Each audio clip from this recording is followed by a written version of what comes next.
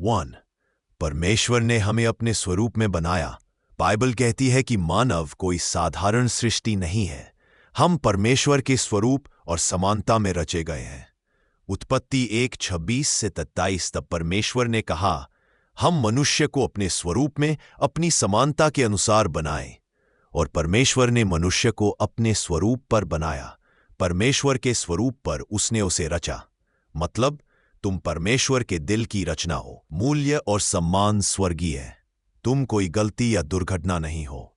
तुम परमेश्वर के प्रतिरूप हो। 2. परमेश्वर ने हमें अधिकार दिया। परमेश्वर ने न केवल हमें बनाया बल्कि अधिकार भी दिया कि हम उसकी दुनिया को संभालें, बढ़ें और विजय में जीवन जिए।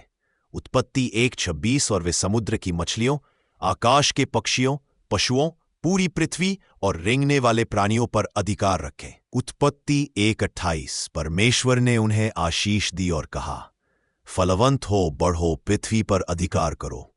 परमेश्वर का अधिकार हमें किस लिए दिया गया?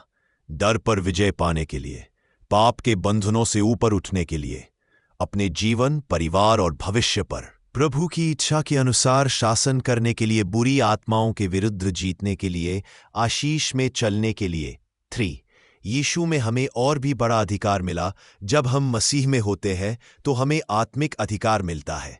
लूका 10:19 देखो, मैंने तुम्हें सामर्थ दी है कि तुम सांपों और बिच्छुओं को कुचलो और शत्रु की सारी शक्ति पर अधिकार रखो और तुम्हें कोई हानि न पहुंचाए। मत्ती 16:19 मैं तुम्हें स्वर्ग के राज्य की कुंजियां देता हूं, जो तुम पृथ्वी पर बांधोगे वह स्वर्ग में बंधेगा।